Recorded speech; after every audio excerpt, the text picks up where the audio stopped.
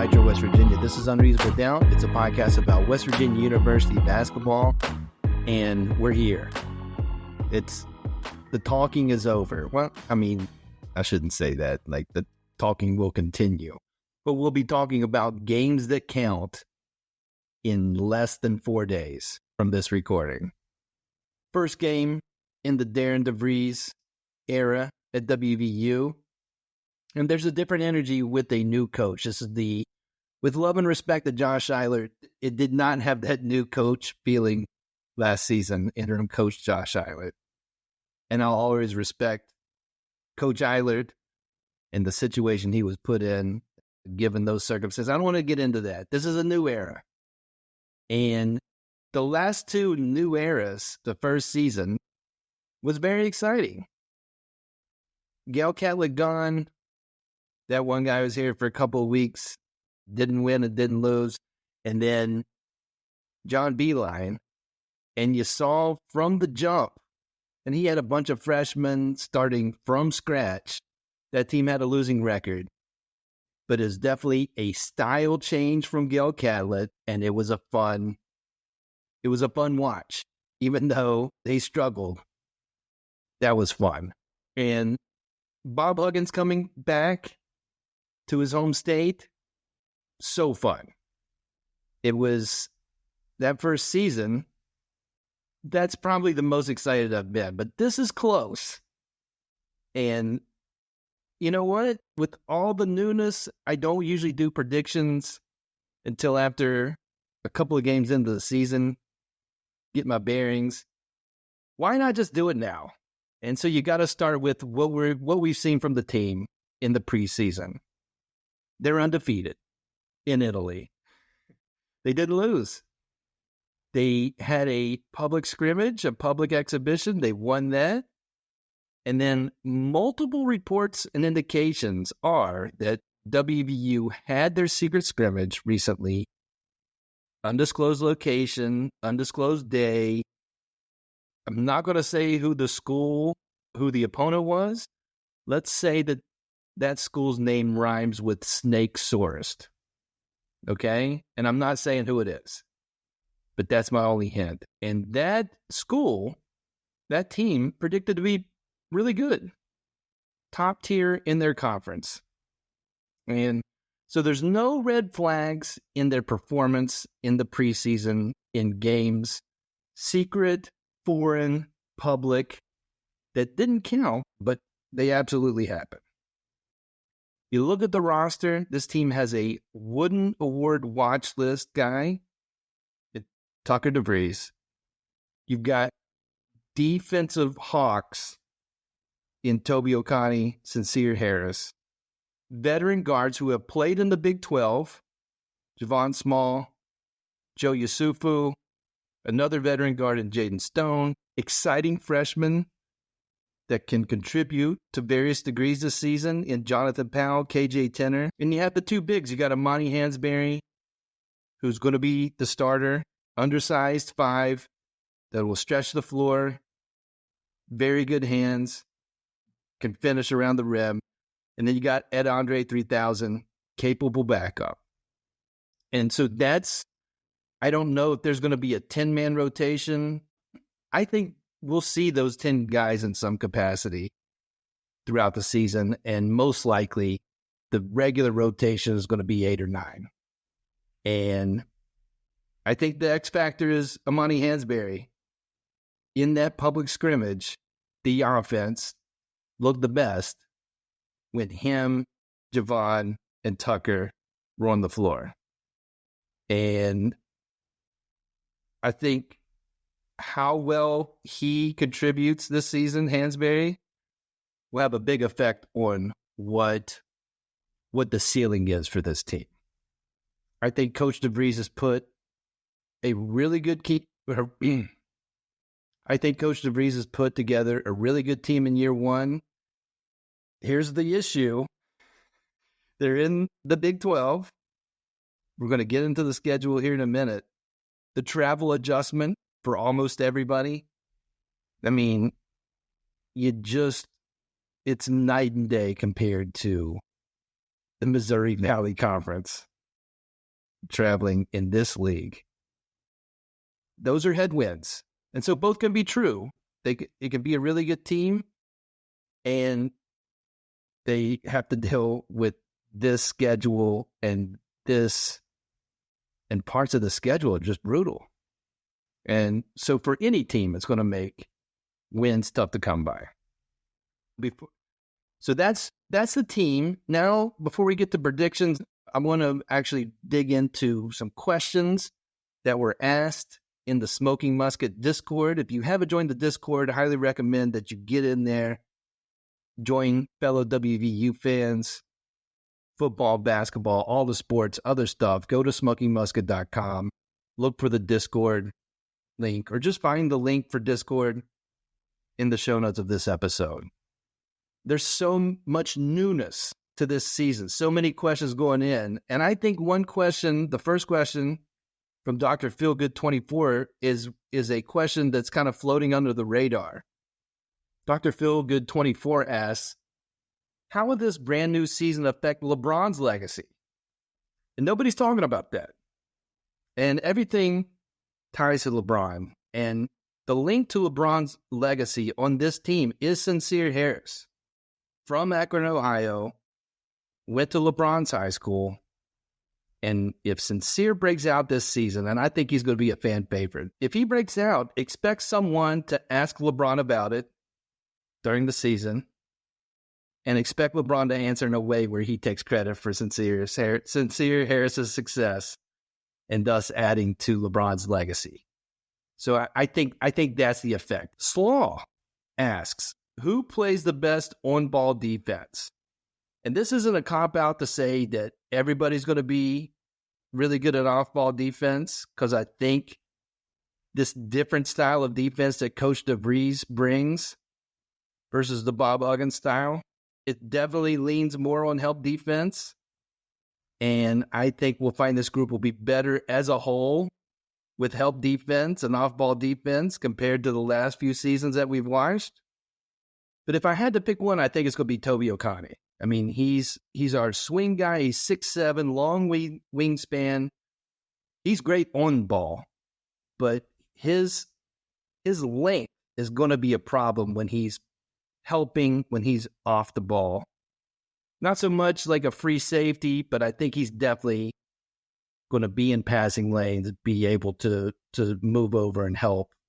That's my guess for best off-ball defense. Knight676 asks, are you concerned at all the only reason he was a good coach, talking about Coach DeVries, is because his son is that good, and when he's gone, he will be exposed as a bad coach? Also, how do you think recruiting has gone so far? So let's start with the last one. Let's start with recruiting. And I'm not a recruiting guy. You know the folks that are deep in the recruiting game, and you need to follow those guys that follow WVU football recruiting and basketball recruiting. But here's what I know, is that when DeVries came in, he was able to flip Jonathan Powell from Xavier to WVU. And he was able to bring Mr. Tennessee, KJ Tenner, from Drake to WVU. And I think especially Powell, that's an amazing get. When you don't have a record at WVU, just your reputation and of course the other stuff get you into WVU. That's an amazing get. And then they already have a 2025 commit who 24/7 is graded as the 5th best commit for basketball at WVU since 24/7 has been keeping track of it, and Kelvin Odie. So you're talking, he's rated higher than Derek Culver, than Devin Williams, a little bit behind Kevin Jones. We're like top 5 in the ballpark. When you're in that conversation, that's really impressive and a real great commit to get when you are 0-0 at WVU. They also got the number 1 recruit from West Virginia and 6'8" Brandon Hawthorne. So I think high school recruiting's off to a good start. We'll see how the transfer portal group does this season, who they can bring in from the portal in the upcoming spring. And they're going to be in the portal because you got the 2 high school recruits. They'll be looking for at least 5 more guys. At least 5, because you know how this stuff works. So I think so far so good. Is Coach DeVries' success inflated by his son? There's no doubt that when you have a guy who is your son, who is back-to-back conference player of the year, it does help your coaching resume. Fact. But Coach DeVries has been at Drake for 6 seasons before he came to WVU. Tucker was there for 3 of them.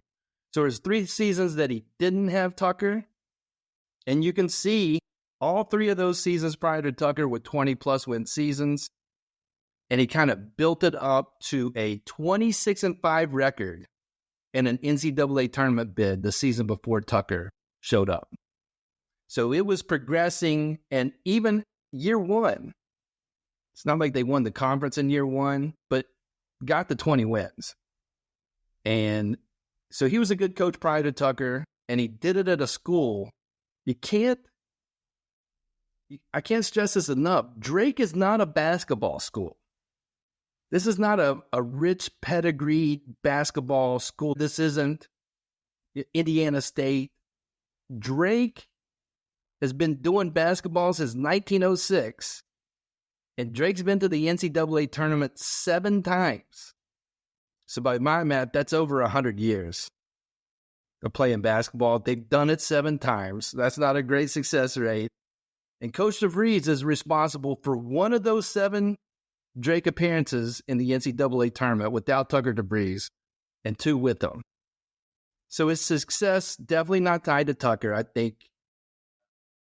But by the same token, you lose Tucker DeVries, it's going to be tough to replace that guy, a wooden watch list guy. So both can be true, but I don't think it affects my opinion of him as a coach with or without Tucker DeVries. I think we've got a good coach. And it reminds me of the guy he was an assistant for before he took the Drake job, which is Greg McDermott at Creighton. When he got the job back in the 2010-2011 season, his son, Doug McDermott, started his freshman year. So Greg's first 4 seasons with the Blue Jays, Creighton made the tournament 3 of those 4 years. Dougie Buckets goes to the NBA. Tough first season post-Doug for Greg McDermott. And then after that, 9 straight 20-plus win seasons, 6 NCAA tournaments, a couple of tournaments where they got to the second weekend. And he would have went to 7 tournaments if not for pandemic. So an example of kind of same plight where it's like, is this guy just good because his son was really good at basketball? Is that why he's good at coaching? And that season after, I bet that question came up a lot. And then he's put together quite a run and a successful program at Creighton. So I think that's the comparable. That's what you look at. And then the last question from the Discord, and thanks everybody for participating, comes from West by Pod co-host Jordan Pinto. So definitely, after you listen to this, or just stop this right now and go check out West by Pod, the Smoking Musket WVU football podcast.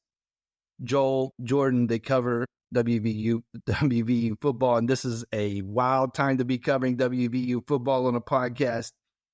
It's got shades of, the tone has shades of the of the last few years in basketball, in the frustration levels when you're doing a podcast. But Jordan's question is, on a scale of 2010 to 2018, how much will we enjoy watching this team? Very good question.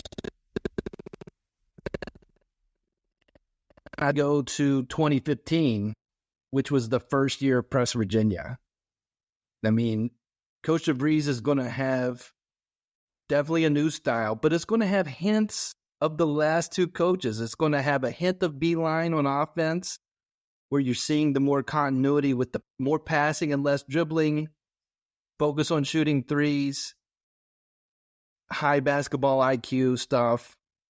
So a taste of DeVries, and then you're going to get a taste of Huggins. When you watch Sincere Harris and Toby Okani play on-ball defense and the way they play defense, it's going to, Sincere Harris, brace yourself. There's going to be Javon Carter references this year in relation to watching Sincere Harris and the work he does on the defensive end. I don't think that's not fair to either Sincere or Javon. I'm just preparing you for that. He's going to get those. He's going to get those comparables. And Okani trying to channel Gabe. So you have a little bit of both, but this is definitely new. Definitely going to be an enjoyable style of basketball as far as enjoying watching the team. Just like Press Virginia was exciting and enjoying when you were watching that team. It was a little bit different. That enjoyment was more of a watch the other team get grinded down, an unrelenting, we'll foul you 100 times. You won't call 100 fouls, grind you down kind of way. It was new. It was exciting. And this is not Press Virginia, but it's definitely different than what we've seen the last few seasons. So thanks for the questions. Check out the Discord. Get in there if you haven't already. Let's get into prediction time. All right, to do the predictions, we've got to start. It's look at the schedule time. And let's start with the non-conference schedule. 11 games in the non-conference schedule, and they break down into 3 categories. The first category are the bye games, and that's Robert Morris, Iona, North Carolina Central, Bethune-Cookman, and Mercyhurst. 5 games at home against teams that are in the 200s or higher in Ken Pomeroy's computer rankings.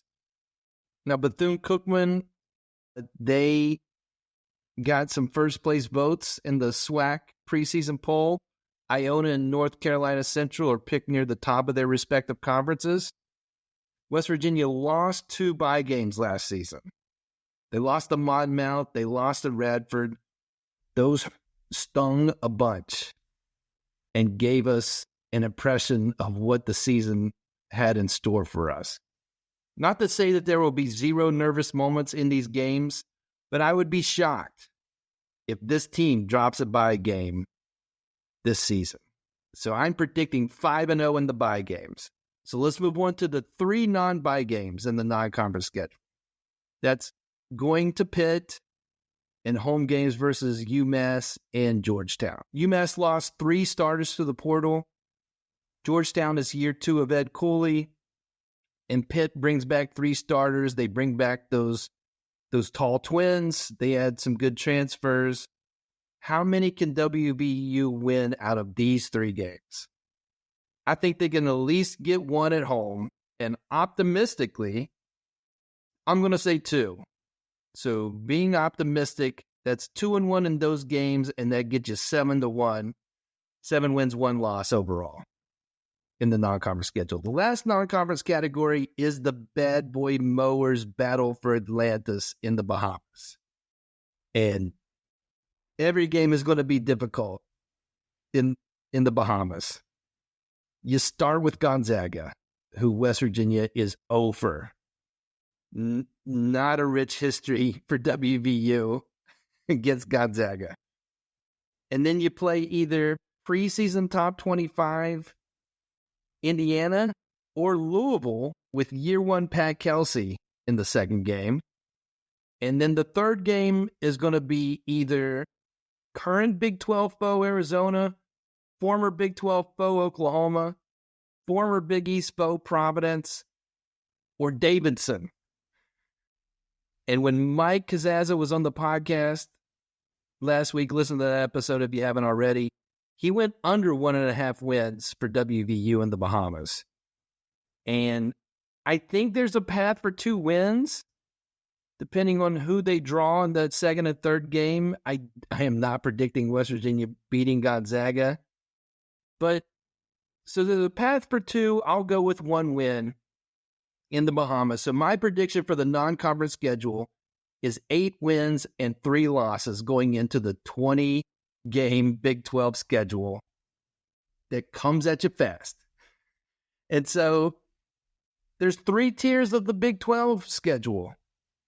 And let's start with the 5 Big 12 teams that humans and computers agree are projected top 10 teams in the country.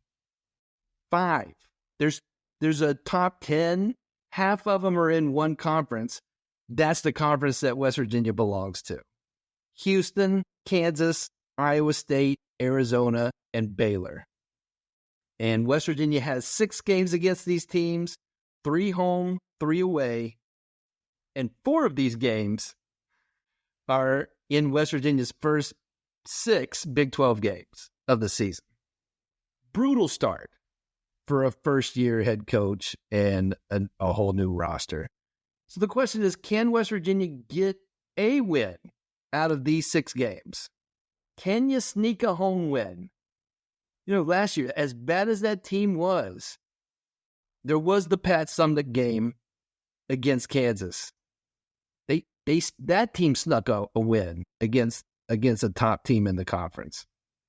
So I'm going to be optimistic and say they can sneak one. And that's as far as I'm going. So that's 1-5 in the Big 12 schedule. The next 4 Big 12 teams are thought of highly by the computers and receive votes in the AP and coaches poll. And that's Texas Tech, year 2 of Grant McCasland, Cincinnati, BYU with a new coach, and Kansas State. And West Virginia has 6 games against these teams, 4 away, 2 home games. And one of the away games, it's the game that stands out in the schedule for me, is you just take a trip to Lubbock, Texas in February. Without that being tied to another road game, it's just, hey, go to Lubbock and then come back. Really dumb. Don't like it. The home games are versus Cincinnati and BYU. So can West Virginia go 2-4 in these games? And I'm going to be optimistic and say they can. And so that gets you to 3-9 in the conference. You heard what I said earlier. Like, I'm excited for this team. I think they're going to be a really good team. And this really good team, I have so far as 3-9 in the Big 12 schedule. And the remaining games are the quote unquote bottom 6 Big 12 opponents. TCU. Jamie Dixon's been there forever, has done really well at TCU, and it's at a lower tier. They had a bunch of turnover in the offseason. TCU, Central Florida, Arizona State, Colorado, Utah, and Oklahoma State. 3 new Big 12 schools in Arizona State, Colorado, and Utah. West Virginia has 8 games against these teams. 5 of them are at home. The 3 away games are at Colorado in early January, kind of the quote-unquote break between all the tough games early in the Big 12 schedule. They have to go to the dumb frog skin court in mid-February in Fort Worth, and they go to Utah late in the season. So can West Virginia hold serve at home versus these teams and sneak a win out of the Mountain Time Zone against either Colorado or Utah? And I'm sticking with optimism and say that they will. So that gives me 6 wins out of those 8 games. And so overall for the Big 12 schedule, that puts WVU, my prediction, 9-11 in the Big 12. That's an optimistic prediction. And so my overall optimistic prediction for WVU this season is they'll have a record of 17-14 going into the Big 12 tournament. Is that enough for an NCAA tournament berth? I don't think so, but it does get you to some kind of postseason tournament. And that's muddy now. Like, there's the NIT. I think Fox has their own competing tournament. I don't know how it works. We'll get there when we get there. But if they do that, that's a successful year 1 for Coach DeVries. I feel like I'm being optimistic in my prediction. So if they can't get the 17 wins, but show signs of promise and show signs of looking like what they looked like in the public exhibition game, and they throw in a couple of upset wins here and there, then it's a starting point for Darren DeVries that you can build on. No shame in that. Now, if WVU somehow gets 9 or even 10 wins in the non-conference schedule, let's say they come back from the Bahamas with 2 wins, and they somehow go to Pitt and beat them and hold serve at home and win all the bye games, and they get those 9 Big 12 wins, now we're talking at least a bubble resume for the NCAA tournament. And now, if West Virginia somehow gets 10 conference wins, what if they go 500 in the Big 12? Then for sure, that's an NCAA tournament bid in year 1, and we're all riding so high. West Virginia basketball school once again, and watch out.